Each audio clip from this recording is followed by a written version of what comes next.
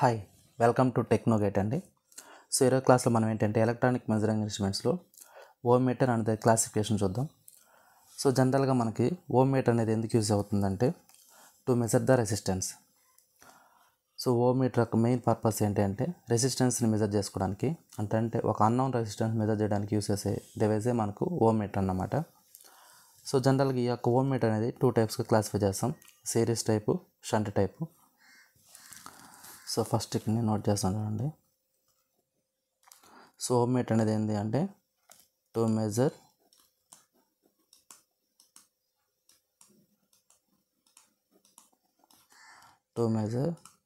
Unknown resistance.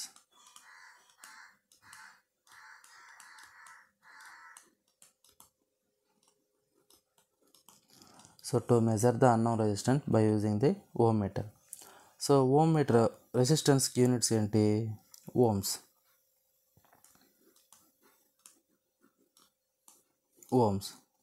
Resistance యొక్క units ఏంటి? Ohm's. So దీని బేసెస్కి మనం ఓమ్ మీటర్ అని పేరు పెట్టాం. ఈ యొక్క ఓమ్ మీటర్ అనేది మనం ఎక్కడెక్కడ యూజ్ చేసుకోవచ్చు అంటే, సో ఫస్ట్ ఈ ఓమ్ మీటరు ఇక్కడ ఏంటంటే మనకు డైరెక్ట్ రీడింగ్, ఇండైరెక్ట్ రీడింగ్ అని 2 ఉంటాయి అన్నమాట. సో ఇక్కడ ఏంటంటే మనకు ఈ యొక్క ఓమ్ మీటర్ అనేది మనకు మెజర్ చేసే రెసిస్టెన్స్ ఎలా ఉంటుందంటే డైరెక్ట్ రీడింగ్ ఉంటుంది. కాబట్టి దీన్ని మనం డిఫరెంట్ అప్లికేషన్లు యూజ్ చేసుకుంటాం. అవి ఏవేవి అంటే ఒక హీటర్ యొక్క ఎలిమెంట్స్ కానీ, ఒక హీటర్ యొక్క ఎలిమెంట్లు, అదే హీటర్లో జనరల్గా మనం ఏంటంటే రెసిస్టర్ ఎలిమెంట్ యూజ్ చేసుకుంటాం. ఆ రెసిస్టర్ వాల్యూ కనుక్కోవడానికి ఈ యొక్క ఓమ్ మీటర్ అనేది యూజ్ చేసుకుంటాం. అదేవిధంగా మనకు డీసీ మిషన్స్ అని ఇలా ఉంటాయి. సో అందులో మిషన్ యొక్క ఫీల్డ్ కాయిల్ యొక్క రెసిస్టెన్స్ని మెజర్ చేసుకోవడానికి ఈ ఓమ్ మీటర్ యూజ్ చేసుకుంటాం. అదేవిధంగా ఒక సర్క్యూట్ అనేది అది కంటిన్యూటీలో ఉందా లేదా డిస్కనెక్ట్ ఏమైనా అయిందా అది చెక్ చేసుకోవడానికి ఏంటంటే ఓమ్ మీటర్ అనేది యూజ్ చేసుకుంటాం. అదేవిధంగా ఏం చేస్తారంటే డిఫరెంట్ ఎలక్ట్రానిక్ సర్క్యూట్స్లో కానీ, ఫీల్డ్ ల్యాబొరేటరీస్లో కానీ ఇలాంటి వాటన్నిటిలో మనం ఏంటంటే ఈ ఓమ్ మీటర్ అనేది యూజ్ చేసుకుంటాం రెసిస్టెన్స్ మెజర్ చేసుకోవడానికి. సో ఇప్పుడు ఏంటంటే అప్లికేషన్ చూద్దాం.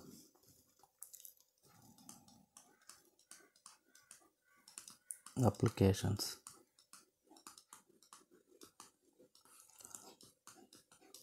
ఎక్కడెక్కడ యూజ్ చేస్తామని చెప్పాను నేను ఈ ఓమ్ మీటర్ అనేది.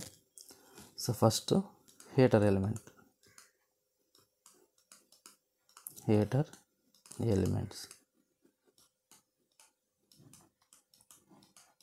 హీటర్ ఎలిమెంట్ యొక్క రెసిస్టెన్స్ కనుక్కోవడానికి దీన్ని యూజ్ చేస్తాం అన్నమాట. హీటర్ ఎలిమెంట్ యొక్క రెసిస్టెన్స్. నెక్స్ట్ సెకండ్ వన్ ఏంటి అంటే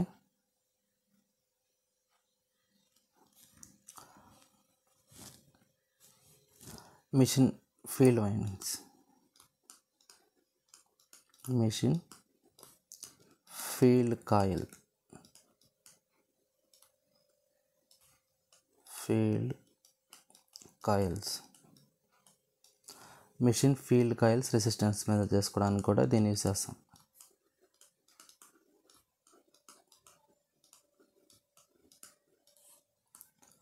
నెక్స్ట్ ఎక్కడ యూజ్ చేస్తాము అంటే laboratories.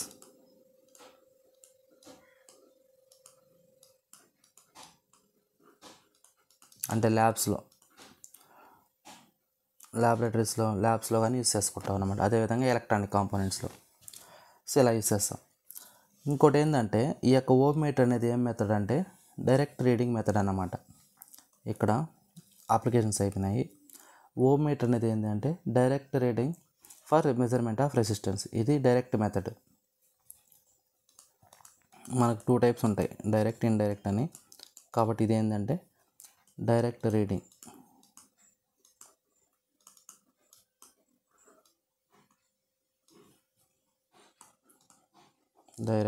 For measurement of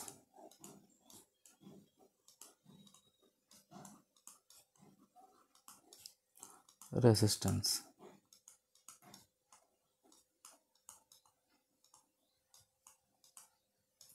okay.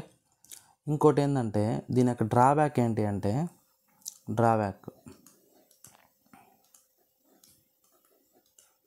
Drawback ఏంటి అంటే, సో ఇదేమవుతుందంటే అక్యురసీ అనేది చాలా తక్కువగా ఉంటుంది అన్నమాట.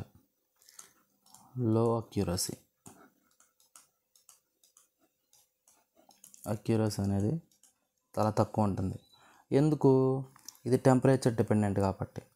సో టెంపరేచర్ మీద డిపెండ్ అవుతుంది కాబట్టి దానివల్ల ఏమవుతుంది, టెంపరేచర్ పెరిగే కొంది నాకు ఆటోమేటిక్ రెసిస్టెన్స్ అనేది చేంజ్ అవుతుంది కాబట్టి అక్యురసీ అనేది నాకు అక్యురేట్గా ఉండదు అన్నమాట. ఓకే, ఇప్పుడు టైప్స్ చూద్దాం. Ohm meter types.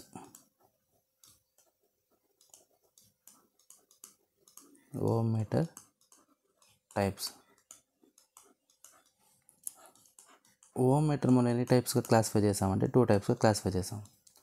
ఒకటేమో సిరీస్ టైప్, సెకండ్ వన్ ఏమో shunt type. Series, shunt. So series ohm meter, shunt ohm meter. Shunt ohm meter.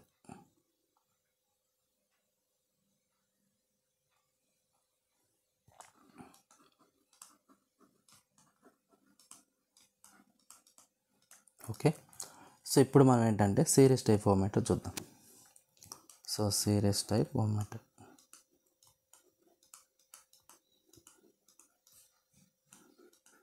Series ohm meter.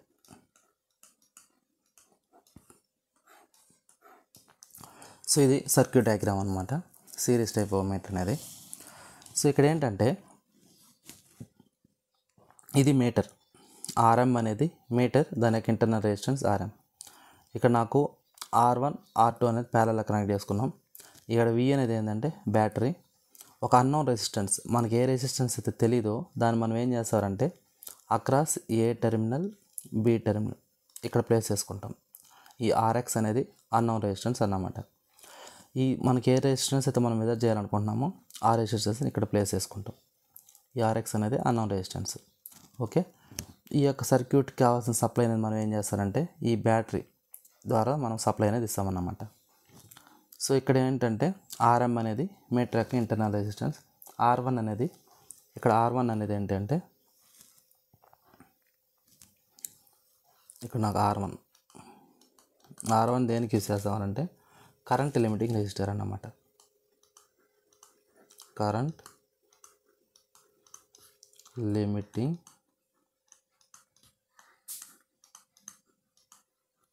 Resistor.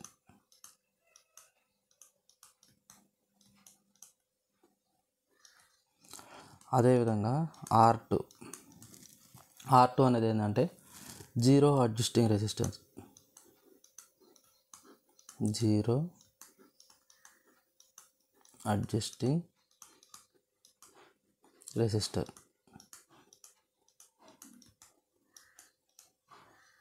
Zero adjusting resistor.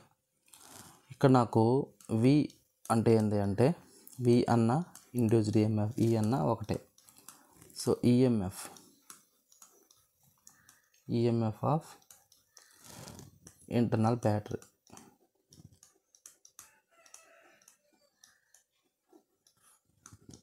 Internal battery. Okay, ఇదన్నమాట. ఇక్కడ నాకు RX అంటే ఏంటంటే unknown resistance. Unknown resistance.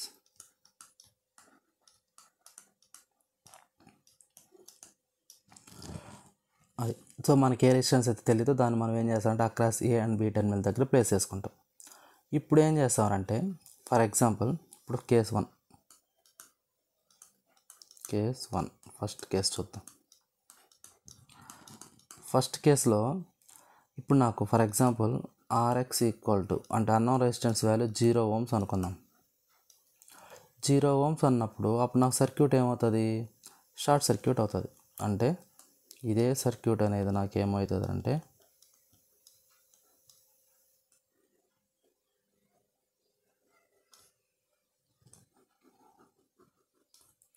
ఇదేమో R1, ఇదేమో R2,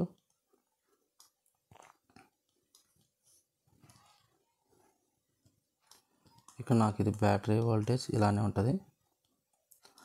so RX value 0 ohms అంటే meaning ఏంటంటే short circuit అన్నమాట. అంటే ఇది షార్ట్ సర్క్యూట్ అయింది.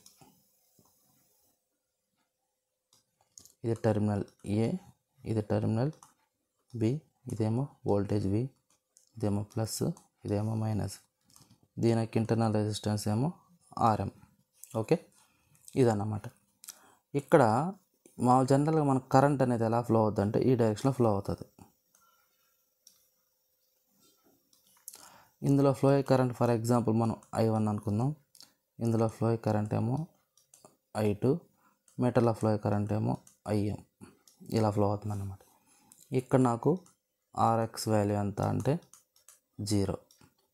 ఇది షార్ట్ సర్క్యూట్ అయింది కాబట్టి. ఇప్పుడు నాకేమవుతుంది, దీని నుంచి I1 అన్నప్పుడు ఏమవుతుందంటే నాకు ఈ I1 కరెంట్ దేని మీద డిపెండ్ అవుతుందంటే జనరల్గా V = IR కదా. సో ఇప్పుడు నాకు వోల్టేజ్ V అంటే I1 × R1 ఓమ్స్గా బేస్ చేసుకోండి. దీని నుంచి ఇప్పుడు నాకు I1 ఏమవుతుంది, V/R1. ఓకే, ఇప్పుడు నాకు ఈ యొక్క I2లో ఫ్లో అయ్యే కరెంటు లేదంటే మీటర్లో ఫ్లో అయ్యే కరెంట్ కావాలి అన్నప్పుడు, అంటే ఈ యొక్క వాల్యూ కావాలన్నప్పుడు టోటల్ కరెంట్ ఇంటూ దీనికి opposite resistance R2 over R2 plus RM. Okay, ఇప్పుడు నాకు ఈ కేసులో I1 అంటే ఏమైంది అంటే నాకు మీటర్లో ఫ్లో అయ్యే కరెంట్ కావాలన్నప్పుడు IM = I1 × ఇలా చేస్తాం. అంటే కరెంట్ డివిజన్ టెక్నిక్ యూస్ చేసుకున్నాం. కరెంట్ డివిజన్ రూల్ అంటే ఏమవుతుంది, ఏ బ్రాంచ్లో అయితే నీకు కరెంట్ కావాలో ఆ బ్రాంచ్కి ఎక్కడి నుంచి సప్లై వస్తుంది అంటే టోటల్ కరెంట్ ఎక్కడి నుంచి వస్తుంది ఆ కరెంట్ ఇంటూ ఆ యొక్క బ్రాంచ్కి ఆపోజిట్ ఉన్న రెసిస్టెన్స్ ఓవర్ టోటల్ రెసిస్టెన్స్. ఇది కరెంట్ డివిజన్ టెక్నిక్. సో ఇప్పుడు నాకు ఈ మీటర్లో ఫ్లో అయ్యే కరెంట్ కావాలన్నప్పుడు టోటల్ కరెంట్ ఏది, నాకు బ్యాటరీ నుంచి వచ్చే సప్లై కరెంట్ టోటల్ కరెంట్ కాబట్టి I1.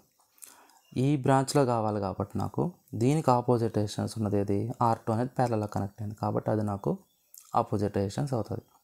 కాబట్టి R2 over total resistance R2 plus RM. ఇప్పుడు నాకు ఏంటంటే I1 కావాలి. I1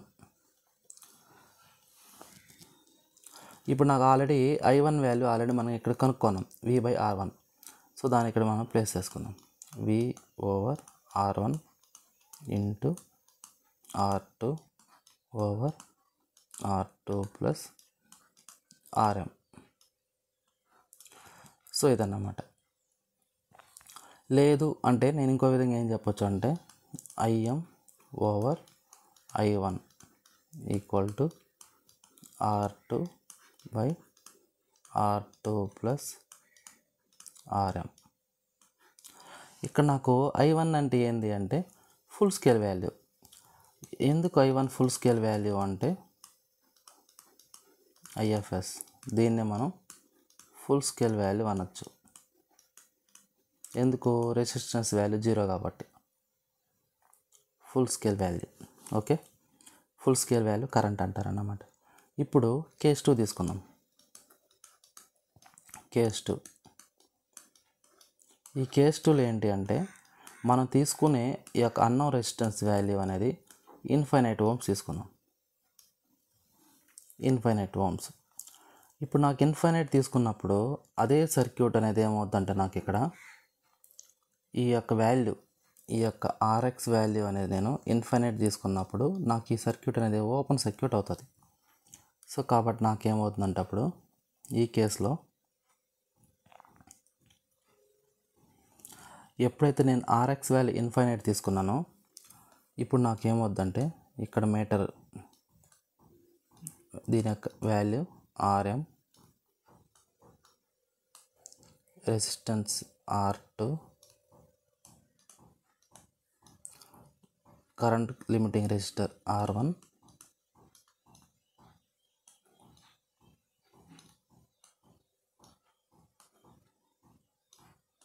ఇదేమో బ్యాటరీ వోల్టేజ్. ఇప్పుడు నేను ఇన్ఫైనైట్ తీసుకున్నాను కాబట్టి నాకేమవుద్దంటే ఇక్కడ ఓపెన్ సర్క్యూట్ అవుతుంది. ఇది ఆర్ఎక్స్, దీని వాల్యూ ఎంత అంటే ఇన్ఫైనైట్. ఇది టెర్మినల్ ఏ, ఇది టెర్మినల్ బి, ఇదేమో బ్యాటరీ, దీని టెర్మినల్స్ ప్లస్ మైనస్. సో ఇప్పుడు నాకేంటి, ఇందులో ఫ్లో కరెంట్ మనం ఏమనుకున్నాం, I1 అనుకున్నాం, ఇందులో ఫ్లో కరెంట్ I2 అనుకున్నాం, ఇందులో ఫ్లో కరెంట్ IM అనుకున్నాం. ఇప్పుడు నాకేమవుద్దంటే ఎప్పుడైతే నాకు RX ఈక్వల్ టు ఇన్ఫినైట్ అయిందో, RX టెన్స్ టు ఇన్ఫినైట్ అయిందో, నాకేమవుద్దంటే కరెంట్ I1 ఈక్వల్ టు ఏమవుద్దంటే 0. ఎందుకంటే ఓపెన్ సర్క్యూట్ కాబట్టి there is no flow of current, కాబట్టి I1 వాల్యూ 0. సో ఇప్పుడు దీని నుంచి నాకేమవుద్దంటే ఇక్కడ అంటే మీటర్ దగ్గర ఉండే వోల్టేజ్, ఈ యొక్క షంట్ బ్రాంచ్ R2 దగ్గర ఉండే వోల్టేజ్ సేమ్ అవుతుంది. ఎందుకు, ఇది ఓపెన్ సర్క్యూట్ కాబట్టి కరెంట్ అనేది ఇందులో పాస్ కాదు కాబట్టి there is no voltage drop. Okay, ఇదన్నమాట. ఇప్పుడు వోల్టేజ్ అక్రాస్ ఈ బ్రాంచే అంటే ఇప్పుడు నాకేమవుతుందంటే ఈ లూపే ఎగ్జిస్ట్ అవుతుంది. అంటే ఎట్లా,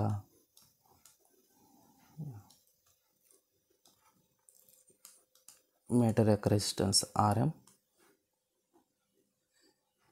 ఈ రెసిస్టెన్స్ R2,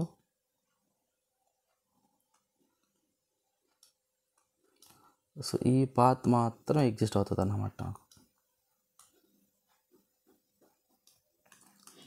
ఇదంతా ఓపెన్ సర్క్యూట్ అయిపోతుంది.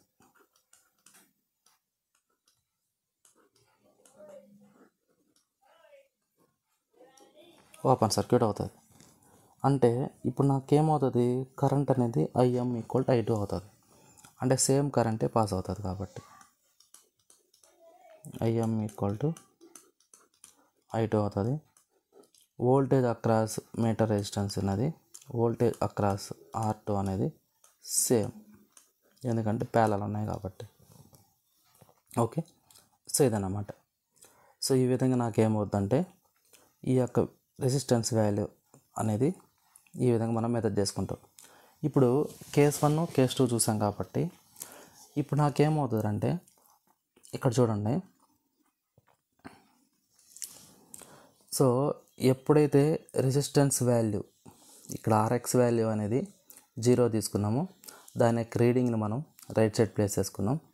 అదే రెసిస్టెన్స్ వాల్యూ అనేది ఇన్ఫైనైట్ తీసుకున్నప్పుడు దాని యొక్క వాల్యూని లెఫ్ట్ సైడ్ ఇండికేట్ చేసుకున్నాం. ఇన్ బిట్వీన్ ఈ యొక్క RX వాల్యూ అనేది మిడిల్ వాల్యూ తీసుకుంటాం సమ్ కేసెస్లో.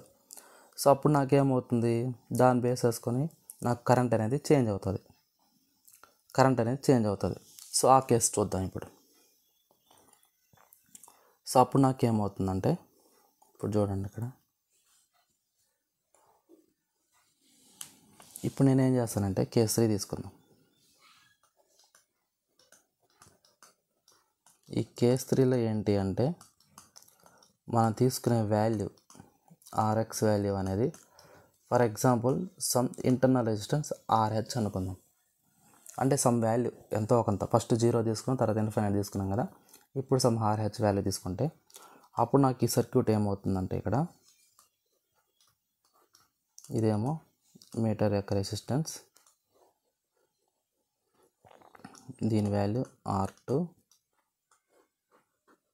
దీని వాల్యూ R1,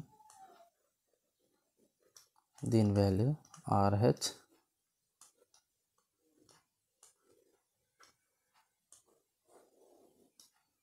ఇక్కడేమో బ్యాటరీ,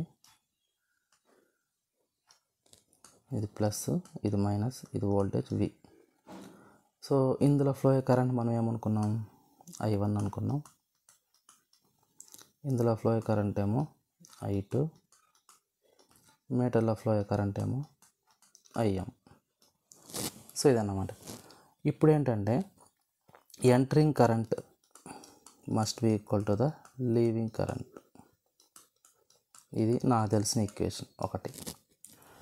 ఇప్పుడు ఇంకోటి ఏం చేస్తాం మనము, ఈ యొక్క వాల్యూ ఏది మీటర్లో ఉండే కరెంట్ IM వాల్యూ కావాలి అంటే మనం ఏం చేస్తాం, total current I1 into across resistor.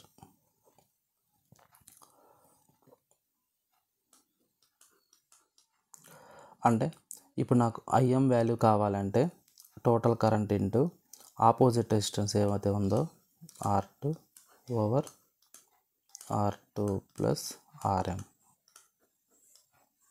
ఇలా కనుక్కుంటాం.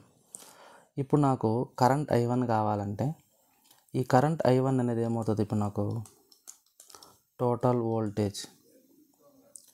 సో ఇప్పుడు జనరల్గా మనకి ఏంటంటే V = IR కాబట్టి అప్పుడు I అంటే ఏమవుతుంది V ఓవర్ R కాబట్టి వోల్టేజ్ ఓవర్ రెసిస్టెన్స్ అంటే R1 ప్లస్ RH.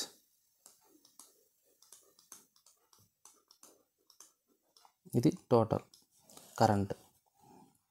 దీన్ని ఇందులో ప్లేస్ చేసుకుంటాం. IM = I1 అంటే ఏంది ఇక్కడ V over R1 plus RH into R2 over